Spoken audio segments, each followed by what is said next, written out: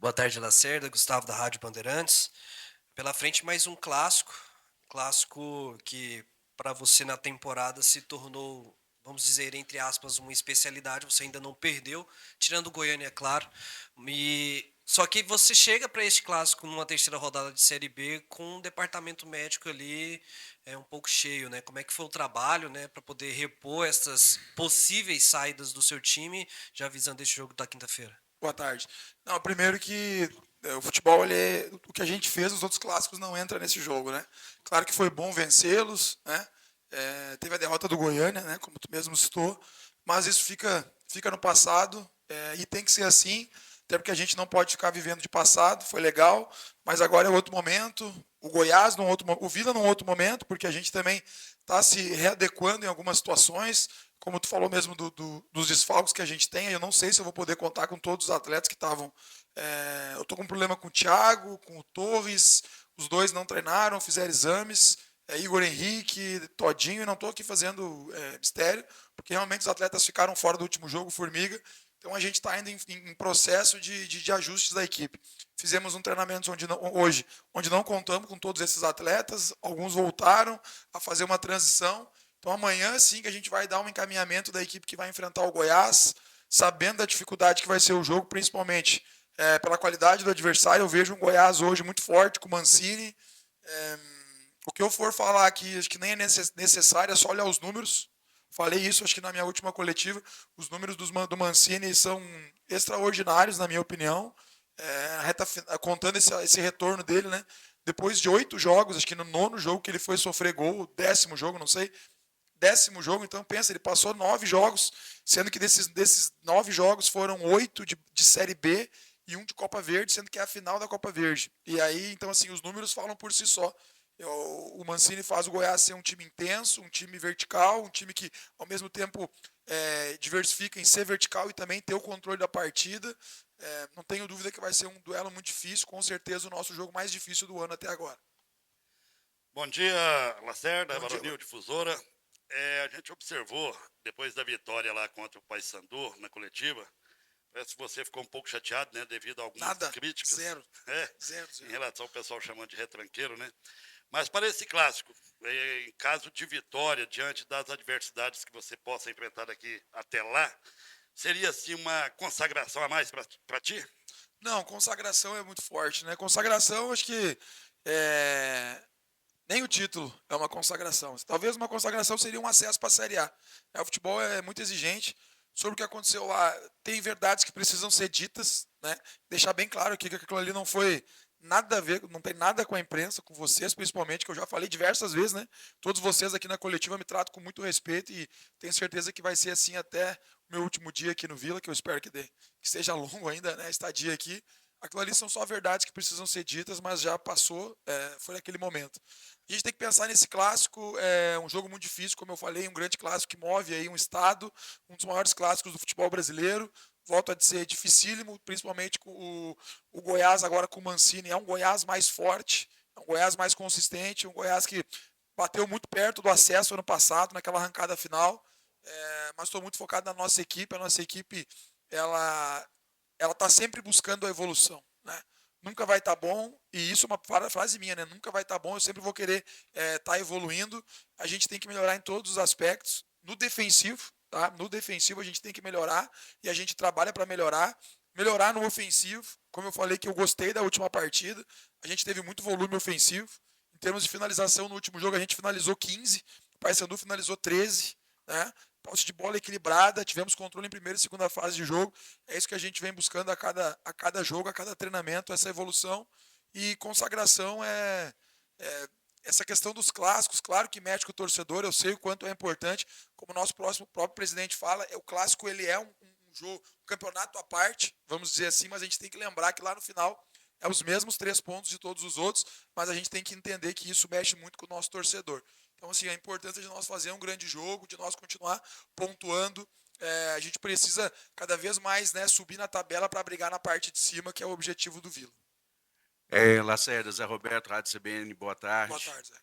É o seguinte, a minha pergunta ia ser a última, mas como foi tocado aí o assunto, eu antecipei, porque você respondeu no sábado sobre a declaração lá do Thales Barreto, ex-secretário de Esportes aqui do Estado e atual deputado estadual, que é vilanovense, e chamou você de retranqueiro.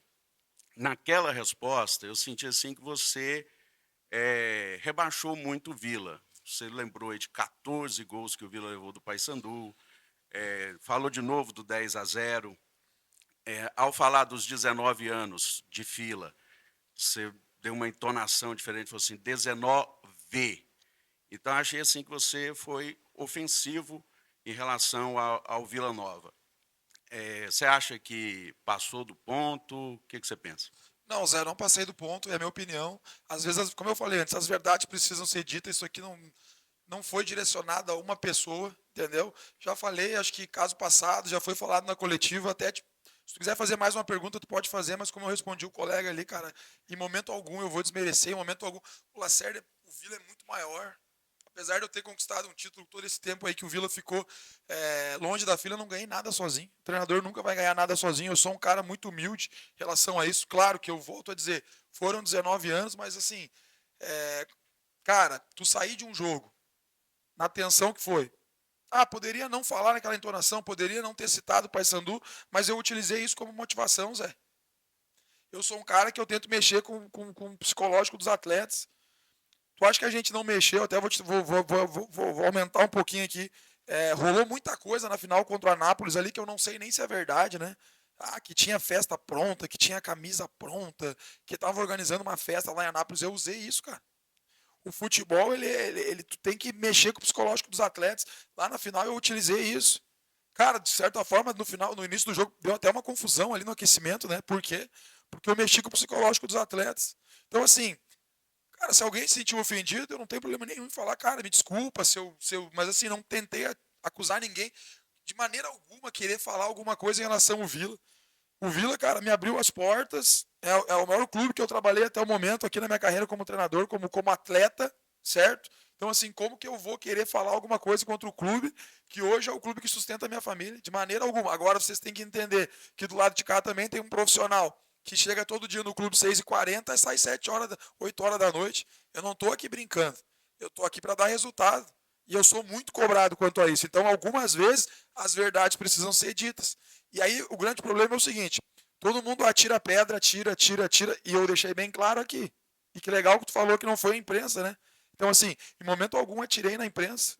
Em momento algum, porque eu sempre falei, vocês me tratam com muito respeito aqui, e eu tento tratar vocês com respeito. Mas em alguns momentos, pô, é só pedra, pedra, pedra, pedra, pedra. Aí quando o Lacerda fala que foram 19 anos sem conquista, quando o Lacerda fala que até foi citado aí, ontem saiu um número que até foi o pessoal do clube me passou, em média não é da Série B, a defesa é da B e da A. E tem os números aí para quem quiser ver, é da B e da A. Aí quando o Lacerda ou outro profissional vem aqui e fala, daí todo mundo acha ruim. Mas assim, cara, se alguém se sentiu ofendido, não tem problema nenhum. Sou um cara muito humilde de chegar aqui e falar, me desculpa, se alguém se sentiu ofendido. Agora, como que o treinador vai ter falado de um tom que, eu quero rebaixar alguém? Não, de maneira alguma. A única coisa é que em alguns momentos a verdade precisa ser dita. Mas em momento algum quis atacar alguém ou atacar muito menos o clube, que é o clube que abriu as portas, né? E que eu estou muito feliz de ser o comandante dessa equipe. Boa tarde, Lacerda, Igor Oliveira, PUC TV, Rádio CBN. Você falou como o adversário de quinta-feira, ele evoluiu após o estadual com a chegada do técnico Wagner Mancini. E o que você, Lacerda, tem trabalhado nesse Vila Nova para poder neutralizar esses pontos fortes do adversário? Se você puder citar também, né, algum ponto fraco do Goiás que você vem trabalhando aí, vem se preparando. Não, ponto fraco do Goiás, não vou falar nada, né? Nem se tem, nem se não tem. É que eu acho assim, acho não, né? O Goiás, ele retomou um trabalho que vinha, e não estou falando do que aconteceu no estadual, tá? Porque eu tenho que falar do Vila.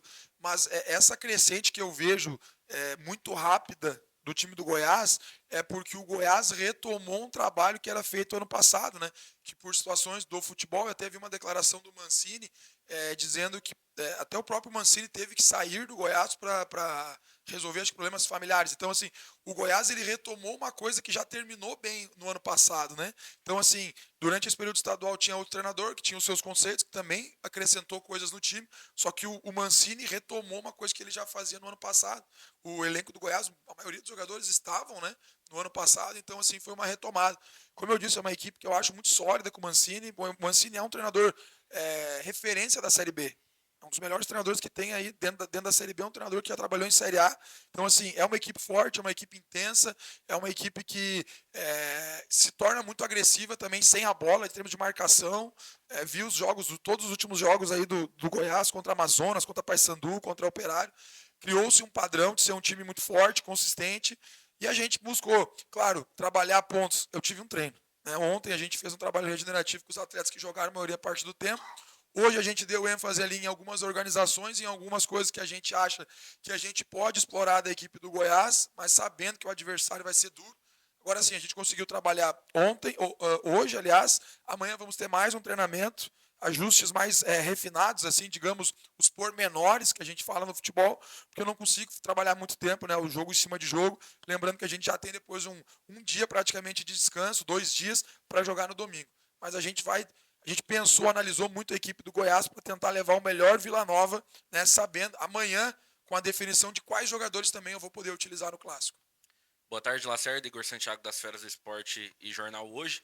Lacerda, como você mesmo disse, campeonato à parte agora, esse clássico contra o Goiás, mas dá para repetir o mesmo volume ofensivo que o Vila Nova apresentou contra o Paysandu nesse clássico de quinta? Sempre a ideia, sempre a ideia. Eu falei depois do jogo do Curitiba, né? A gente jogou totalmente em bloco baixo, a gente não finalizou no gol do Curitiba, utilizei o Todinho por dentro e até respondi lá, não era estratégia. A estratégia naquele jogo, o que era? Era a gente pegar, ter posse de bola no campo ofensivo, com a utilização do Todinho por dentro, eu entendia que jogadores com uma relação com a bola mais refinada, né? Esses jogadores jogando próximo, Igor Henrique, Todinho, Giamota, poderíamos ter um volume ofensivo, e não deu certo. Né? Pareceu que foi uma estratégia defensiva. Eu vou dar um exemplo do jogo do Paysandu. A gente consegue, no início do jogo, subir pressão, marcar com 3 a pressão a partir do tiro de meta do Paysandu. Conseguimos fazer o Paysandu alongar a bola. Aí a gente faz o gol. Por que eu mandaria o time recuar? Não tem lógica, né? Não tem lógica. Não tem, cara, vou te dizer, hoje o treinador na beira do campo às vezes é muito difícil tu conseguir passar uma orientação coletiva. A gente consegue passar uma orientação coletiva quando tu dá uma parada técnica ou algum jogador machuca, tu reúne o time ali, mas a gente em momento algum mandou recuar. Tanto que a gente dá uma recuada no primeiro tempo, no intervalo a gente volta, a gente mostra no quadro para os atletas, a gente vai manter o que a gente treinou e o que foi de estratégia. Continuar pressionando com 3, continuar subindo pressão. Nós tínhamos 2 gatilhos de pressão ali contra o Paysandu e a gente não estava executando. Porque daí entra muita questão psicológica, o atleta pensa, pô, estamos ganhando o jogo, vamos se resguardar um pouquinho, e a gente estimula eles no intervalo, mostrando, né, às vezes com imagem, de que não, vamos continuar com a estratégia. Final de jogo, tu quer dar uma resguardada, tu quer baixar um pouco o bloco, beleza. Mas a gente tem que entender que o atleta também, às vezes, a questão psicológica dele, o que? Não, estamos ganhando, a gente vai baixar um pouquinho. Então, assim, a nossa ideia é continuar com essa evolução ofensiva. A ideia é que bom seria que a gente conseguisse ter o mesmo volume que a gente teve contra o Paysandu, melhorar a questão de pressão um pouco num bloco mais alto, mas a ideia é essa, o que a gente trabalhou hoje, que a gente vai trabalhar amanhã, tentar cada vez mais criar um volume ofensivo, principalmente pensando nas características dos nossos atletas. Lacerda, boa tarde. Boa Vitor tarde. Monteiro, da Fenomenal Esportes. Muito se fala que o Vila aprendeu a jogar clássicos e já são mais de 2 anos sem perder para o Goiás, 8 jogos. Quanto isso impacta para vocês, seja como motivação ou de um cuidado a mais para que isso não atrapalhe, vou usar um termo aqui, não entre com um salto alto, contra o Goiás a gente não perde. Não, isso não existe. Salto alto no Vila não existe, não tem nem... O treinador não vai permitir, o presidente do clube de maneira alguma vai permitir. Na minha opinião, só aumenta a responsabilidade. Porque o futebol ele é momento, o que a gente fez há 2 semanas atrás, há 3 semanas, já não fica na história, mas não importa mais. O que a gente fez contra o Paysandu já está no passado. Campeonato que tem jogo toda semana, às vezes 2 jogos por semana, é jogo a jogo. E na minha opinião, a responsabilidade ela só aumenta. Porque o time que está ganhando, ele entra com essa responsabilidade. Vamos jogar fora de casa, mas faz muito tempo que que o Vila não perde, né? Então, assim, a nossa responsabilidade ela aumenta, mas o grupo sabe disso, é uma responsabilidade boa que a gente tenta levar para o lado totalmente positivo de a gente conseguir, né? Eu sei que tem a história, a história dos clássicos, números de vitória, de derrota, de empate, mas no momento que começa o jogo a gente tem que pensar só no momento do jogo. É esse jogo aqui até do brasileiro, da Série B, o que tem na história fica na história, mas a gente tem que pensar nesse jogo, porque ninguém vai lembrar do que aconteceu. A gente teve uma conversa hoje aqui, dentro desse auditório, que a gente passou, né, o vídeo de análise do nosso adversário e foi tocado nesse assunto, né? O que já foi feito, cara. Ninguém quer saber se o Vila tá tanto tempo sem perder, ninguém quer saber se o Goiás precisa ganhar. A gente tem que fazer o jogo, pensar que é um jogo fundamental, é um clássico, é um jogo à parte, claro que é um jogo à parte, mas eu digo, ele vale os mesmos 3 pontos. Claro que a gente tem que entender o torcedor, que o torcedor não admite derrota em clássico, então assim, a gente tem que encarar da mesma maneira que a gente encara os outros jogos, sabendo que a nossa responsabilidade ela aumenta e ela é ainda maior. Boa tarde, Rafael. Felipe André da ESPN. Você está valorizando bastante o Wagner Mancini, né? Desde que você começou a falar, dá para ver que você até citou ele como referência. É, porque ele é bom. Você citou ele como referência. Mas no clássico não vai ser ele, né? Vai ser o Hever, que vai ficar na beira do gramado. Eu queria te perguntar até onde isso, na sua visão como treinador, até onde isso interfere dentro de um jogo, porque é o Mancini que comanda treino, mas na beira do campo, na hora do jogo, é o Hever, multicampeão, muito conhecido, mas até onde isso interfere dentro de um jogo? Zero para mim. Para mim, zero. Primeiro que o Mancini, porque eu realmente acho ele um grande treinador. Já conheço o Mancini. Meu primeiro contato com o Mancini foi quando ele era treinador do Grêmio. O cara sempre muito respeitoso, sempre tratou todo mundo muito bem. A gente tem relação de conversas, né? Até fora, às vezes, quando se encontra por aí. Então, é um cara que tem o meu respeito. E os números dele falam por si só. A questão é assim, eu não vejo interferência nenhuma. Nenhuma mesmo. Eu me lembro quando eu era atleta, inclusive quando eu jogava no Rival, e naquela Série B, teve um jogo contra o Vitória, lá na casa do Vitória. O treinador da época do Vitória era o Paulo César Carpegiani. E o auxiliar dele, não me lembro se era o filho dele ou se era o Julinho Camargo. O Carpegiani, o primeiro tempo do jogo, ele via das cabines. Eu achei aquilo lá fantástico, né? Na Europa também acontece isso em alguns lugares. É claro que no Brasil isso nunca vai acontecer, também acho que não deve, acho que eu prefiro ficar na beira do campo, mas interferência zero. Hoje, a relação com os atletas, intervalo sempre se dá um jeito, né? Ele vai ter contato com os atletas do Goiás, e a beira do campo ali, cara, são informações, ele vai ver de uma visão, ele vai ver o jogo de uma visão privilegiada, provavelmente vai estar na cabine, né, num local que tu consegue ver até melhor o jogo. Eu já passei por situações semelhantes e confesso que em alguns momentos é até melhor. Ano passado eu fiz um jogo Amazonas e Paysandu na Curuzu. Foi o jogo até que o Hélio saiu do comando do Paysandu, que a gente venceu de 1-0.